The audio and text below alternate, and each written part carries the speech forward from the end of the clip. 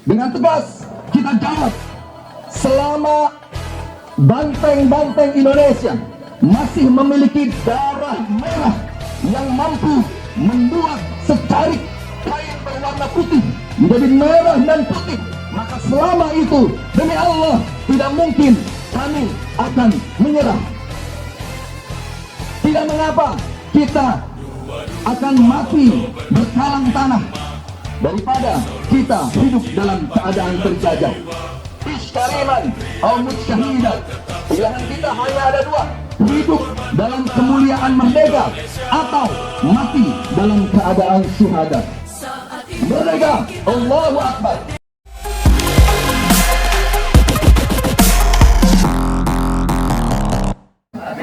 Alhamdulillah, di pagi hari ini kita semua dan seluruh santri di Indonesia sedang merayakan satu peristiwa yang besar, satu peringatan hari yang istimewa, yaitu Hari Santri Nasional.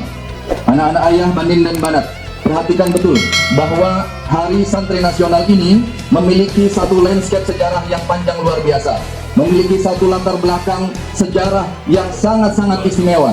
Kenapa? Karena Hari Santri Nasional hari ini sedang kita rayakan ini adalah satu peringatan di mana kita diajak oleh para guru-guru kita, oleh para ulama-ulama kita agar tahu sejarah bagaimana Indonesia berdiri dan bagaimana para santri mengambil peran yang sangat penting dalam segala proses perjuangan kemerdekaan Indonesia. Kita awali dari sejarah 17 Agustus 1945, di mana bangsa Indonesia sedang sangat-sangat bahagia karena di hari itu bangsa Indonesia sedang merayakan satu kebahagiaan karena Allah mengkaruniakan kepada bangsa Indonesia sesuatu yang ditunggu-tunggu selama ratusan tahun, yaitu hadiah yang sangat istimewa berupa kemerdekaan Republik Indonesia. Dan di hari itu lahirlah secara resmi bangsa Indonesia. Namun sayang seribu sayang, di usia yang belum genap 1 bulan, bangsa Indonesia kembali mendapatkan ujian yang sangat-sangat berat. Kenapa? Karena di bulan berikutnya datanglah pasukan Belanda bersama tentara-tentara sekutu datang ke Indonesia. Maksudnya, modusnya, dalihnya sekedar untuk menyelamatkan para tawanan yang ditahan oleh tentara Republik Indonesia. Namun jauh lebih daripada itu, ternyata mereka ingkar janji. Mereka tidak sekedar mengurus pasukan-pasukan Belanda yang ditahan sebagai tawanan di Indonesia, namun mereka menduduki kota-kota besar di Indonesia, terutama di Surabaya. Maka pecahlah peperangan tersebut. Rakyat Indonesia yang sedang euforia, dalam bahagia, dalam kesenangan, dalam kebahagiaan yang luar biasa karena mendapatkan hadiah kemerdekaan dari Allah atas berkat rahmatnya dan atas perjuangannya, namun harus menelan pil pahit karena hari itu realitanya Indonesia kembali terjajah. Perlawanan pun hadir di berbagai daerah. Maka hari itu Panglima Besar Jenderal Sudirman menghadap kepada Presiden terpilih, Presiden pertama Republik Indonesia, yaitu Soekarno.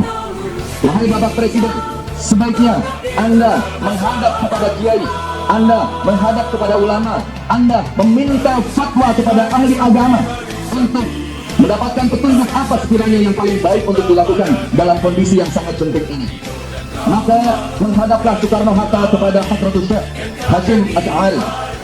Kemudian Hadratus Syekh mengumpulkan para ulama, mengumpulkan para kiai dari berbagai daerah untuk bermusyawarah, untuk berijtihad, untuk melaksanakan sholat istikharah.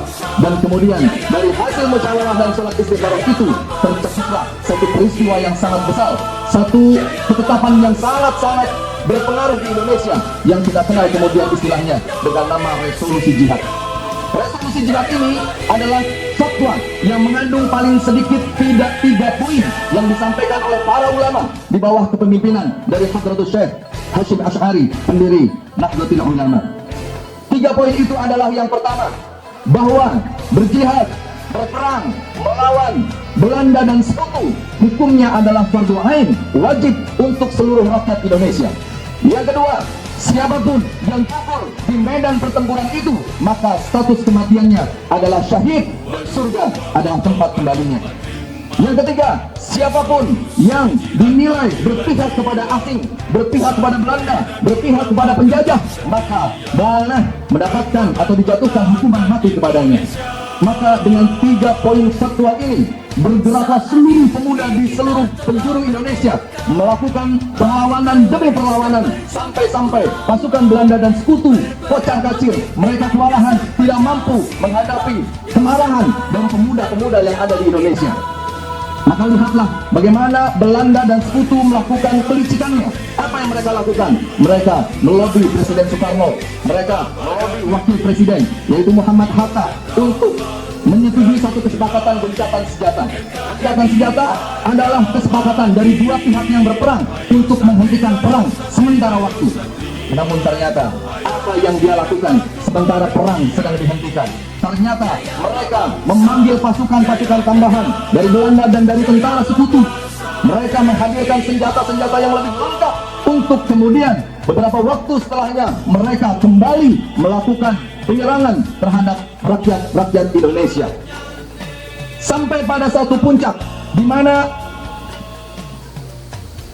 kebobrokan mereka, di mana kelicikan mereka, bagaimana kesewenang-wenangan mereka telah sampai pada puncaknya.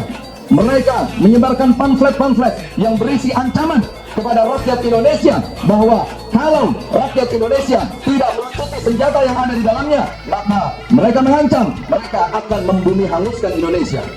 Maka di hari itu, tepatnya 10 November yang kemudian kita rayakan sebagai Hari Pahlawan Nasional, seorang pemuda bernama Sutomo yang barangkali kita lebih kenal dengan Bung Tomo ingin mengaktifasi, ingin mengingatkan kembali wasiat dalam fatwa yang telah disampaikan oleh para ulama dalam resolusi jihad yang diterbitkan 22 Oktober 1945 yang kemudian hari ini kita peringati sebagai Hari Santri Nasional itu. Kemudian seorang pemuda ini menghadap kepada Hadratus Syekh, "Ya Syekh, izinkan saya untuk mengumumkan, untuk menggelorakan, untuk menyemangati pemuda di seluruh Indonesia melewati saluran-saluran radio. Saya akan menyampaikan seruan resolusi jihad yang telah diterbitkan oleh para ulama itu." Kemudian pemuda ini diberikan izin oleh Hadratus Syekh Hasyim Asy'ari. Maka Bung Tomo datang ke stasiun radio, ke kantor-kantor siaran radio. Apa yang beliau umumkan? Beliau pidato dengan semangat membara, karena di hari itu Surabaya telah diduduki kembali oleh Belanda dan segenap pasukan sekutunya. Apa yang disampaikan oleh Bung Tomo? Bung Tomo menyampaikan dalam pidato yang sangat hebat. Beliau menyampaikan, "Wahai rakyat Indonesia, wahai rakyat Indonesia dimanapun berada, hari ini kita mendapati kenyataan di mana pasukan Belanda telah menyebarkan pamflet-pamflet melalui udara yang berisi ancaman kepada kita semua. Mereka meminta kita untuk mendatanginya dalam keadaan tertunduk. Mereka meminta kita untuk datang kepada mereka dalam keadaan takluk. Mereka meminta kita untuk datang kepada mereka seraya mengibarkan bendera putih tanda bahwa kita menyerah. Mereka meminta kita untuk datang kepada mereka dan melucuti semua senjata-senjata yang telah berhasil kita rampas dari pasukan Jepang. Maka dengar baik-baik, inilah jawaban dari kita semua atas ancaman yang diberikan dari penjajah Belanda dan sekutu itu. Dengan tegas kita jawab, selama banteng-banteng Indonesia masih memiliki darah merah yang mampu membuat secarik kain berwarna putih jadi merah dan putih, maka selama itu demi Allah tidak mungkin kami akan menyerah. Tidak mengapa kita akan mati berkalang tanah daripada kita hidup dalam keadaan terjajah. Isyariman al-mut syahidan, pilihan kita hanya ada dua, hidup dalam kemuliaan merdeka atau mati dalam keadaan syuhada. Merdeka, Allahu Akbar. Allahu Akbar. Itulah pidato yang membara yang disampaikan oleh Bung Tomo, seorang pemuda yang betul-betul merasa memiliki atas bangsanya.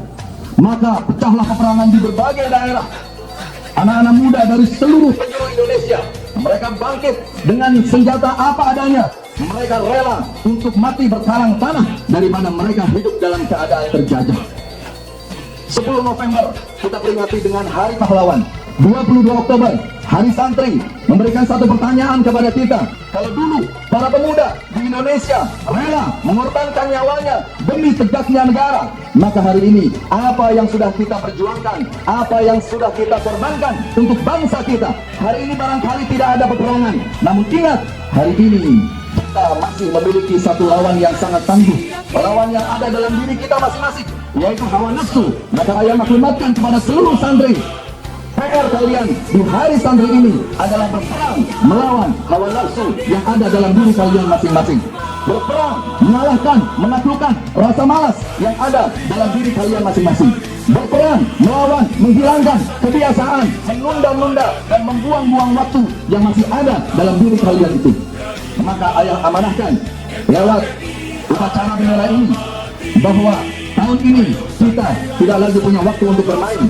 Tahun ini kita jadikan setiap saat sebagai waktu yang kita akan pergunakan untuk perbaikan dan perbaikan.